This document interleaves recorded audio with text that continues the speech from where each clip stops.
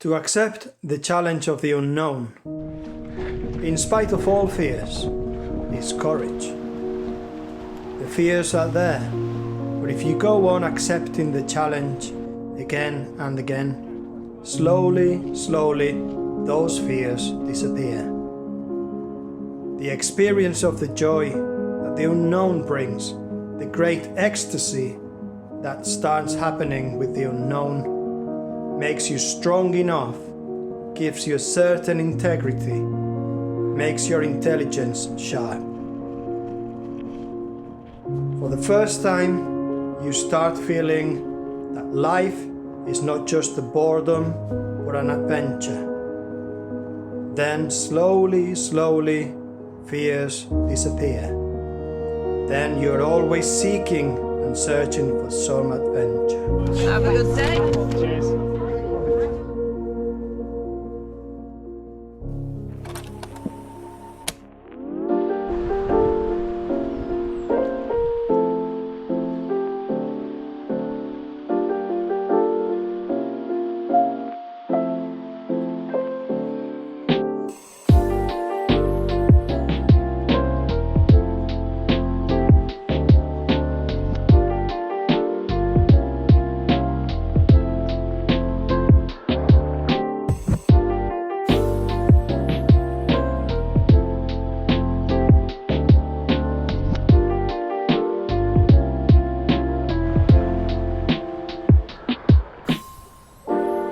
Right, boys. Coach? Still good? Still good, right. Good. Right. Yeah, looks like we're officially starting. See you later, Darren. 1 more mile. 1 more mile. Right, I suppose I better jog a little bit just to make it look like it's a run. Okay, yeah, we're off. Strava started, route started. Saddleworth, 10 reses, 2024. And conditions and weather look treacherous. So the enthusiasm is not quite there this year so far, but let's see.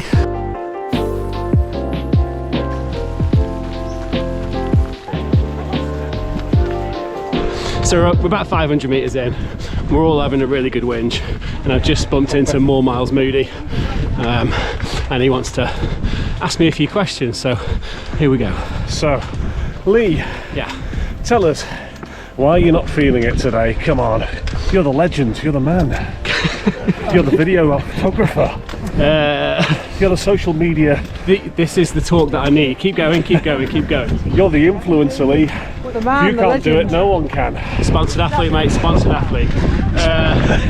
I don't know, I've been dreading this one all week, if I'm honest. I think last year we were spoiled because it was beautiful weather for 10 reses. And it was still a really tough event. Like me and Frank were talking before, like the last sort of like 3 miles we were dying last year. This year we're going to be wading through bogs, probably at least up to your thighs, possibly further afield. I was praying for a cancellation. I was like literally on Crag Runner's Instagram, hitting refresh going, come on, let's go and do park run. Let's do park run, but look, we're here.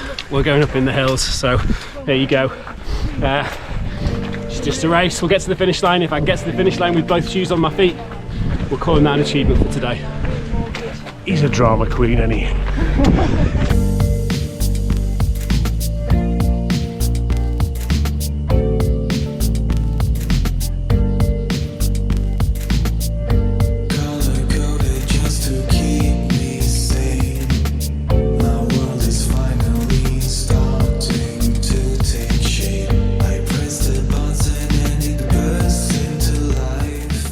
Well, we meet again. Reservoir number 1. Number 1 of 10, and this is Duffstones, Jan, yeah?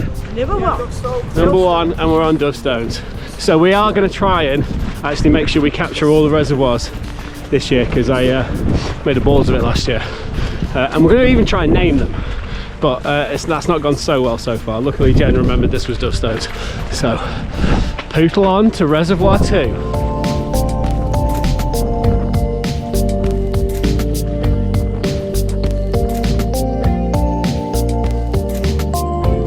The coach has just informed me that we're now a park run in, so once again Saturday park run done.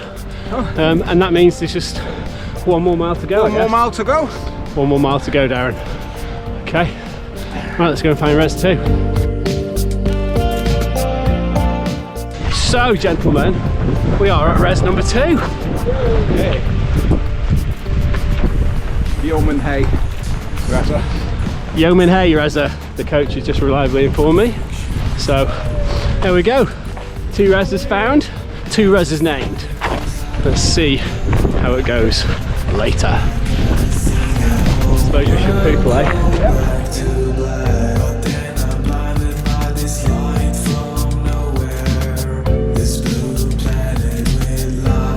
But we're at res 3 already, so nearly done basically.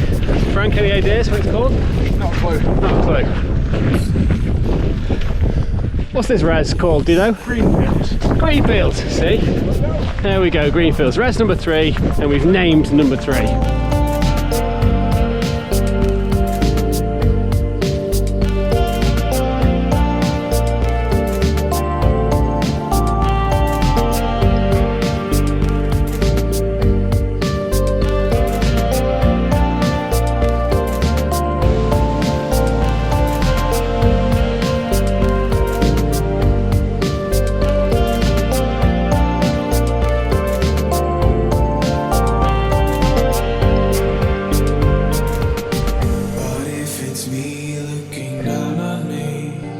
Right, remember this little bit from last year.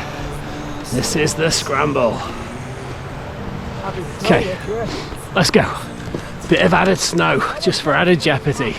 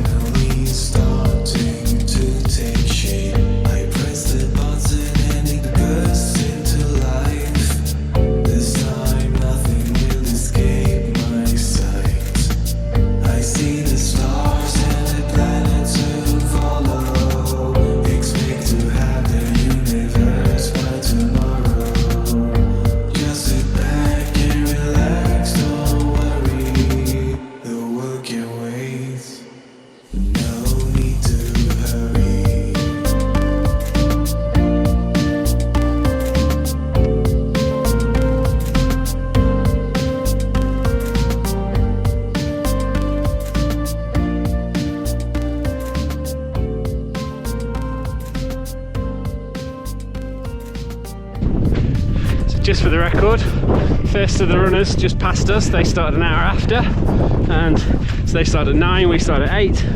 9:51, first runner passed us. I think we're about 5 or so miles in.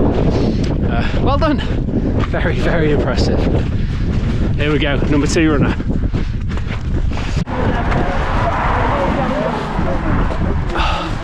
Checkpoint 2, and time for some supplies. Jaffa cakes.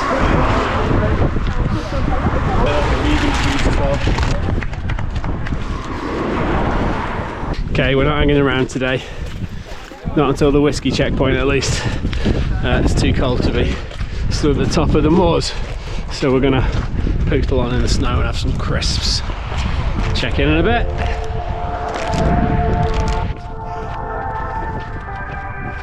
Well, we very much atop the moors. I'll be honest, I've no idea where with the snow, but we're almost 8 miles in, and I'm actually having quite a nice time at the moment. I was expecting to be miserable, and I'm feeling all right. So let's see how this goes a bit later on the way.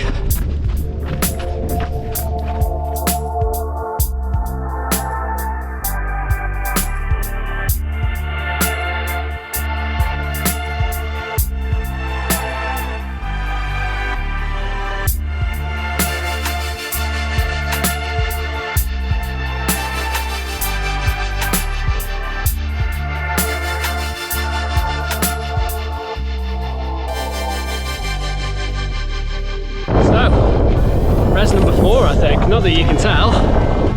Any idea what that's called? Blackstone Reservoir. Blackstone Reservoir, there we go, 4 for 4. So we're getting it right on the video for once. A little bit better than last year.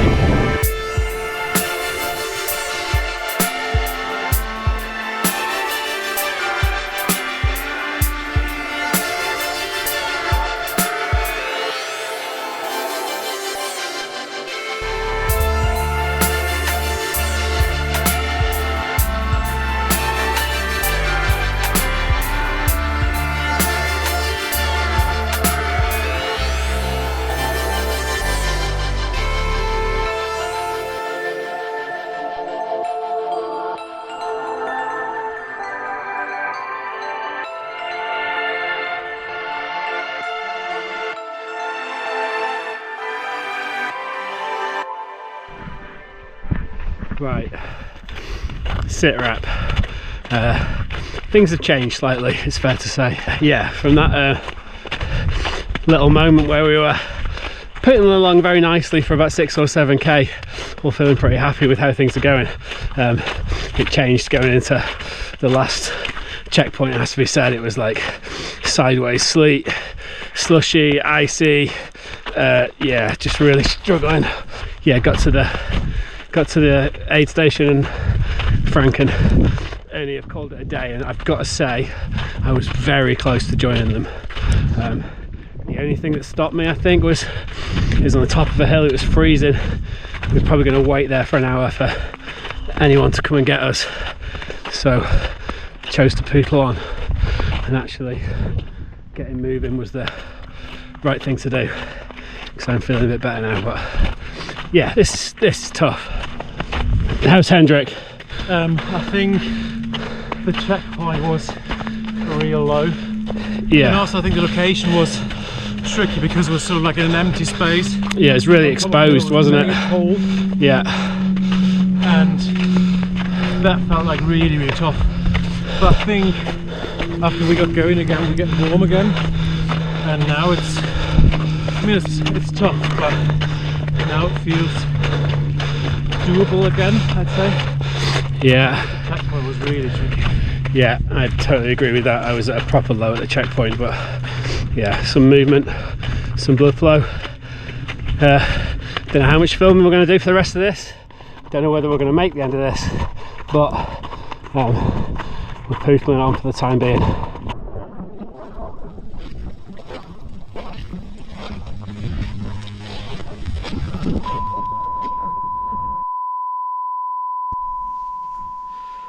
So yeah, that's the end of the video footage on this one, because yeah, it all went a bit wrong in lots of ways.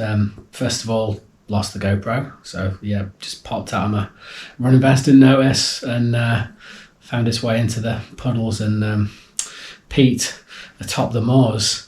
But the more canny amongst you will go, well, have you got the footage? Yeah, I thought it was gone. Hendrik and I wandered back for about half a k, like scanning the ground looking for it, and then eventually we were freezing, so we just gave up. But another runner called Harriet, she found it. She must have just taken just the right line at just the right moment and spotted it in the mud. A metre this way, a metre that way, she would have definitely missed it. Picked it up, stuck it in a pack, and she handed it in at the next checkpoint. So thank you, Harriet. That's awesome. Not only great to get the camera back, but it's nice to at least have half the footage from the run. So yeah, we were struggling. We were really struggling. I was especially struggling. Honestly, it was like the worst I've experienced so far in terms of conditions on a run. Just get to the point where like all of your hands have completely gone, so you can't feel anything. Your feet are doing the same. At one point it felt like my feet were just two like weird blocks of wood that I was just hobbling my way on. But we did manage to ponder on for a while. Actually, me and Hendrik were doing okay for about 5k over the tops from checkpoint 5 once we warmed up again. But as I started to drop down again, my left knee was really, really hurting, and the cold was biting, and it was just a bit miserable, and I was really close to dropping out at checkpoint 5. So I just got to the stage where I was like, I don't know whether this is worth it. So yeah, from checkpoint 7 there was about 12k to go, and I absolutely could have hobbled my way home. I would have been walking it definitely, but I could have got home. The thought of doing that in the cold, like without enough warmth to be walking over the moors in that sort of temperature, needed to be running, and I wasn't capable of running. So that in itself wasn't really an option. But more so than that, it's like I've just got so many races coming up. I've got London Marathon in like 6 weeks. Why get an injury just to force yourself to finish that by walking, stroke staggering, stroke shuffling home? So yeah, I made the choice to drop out.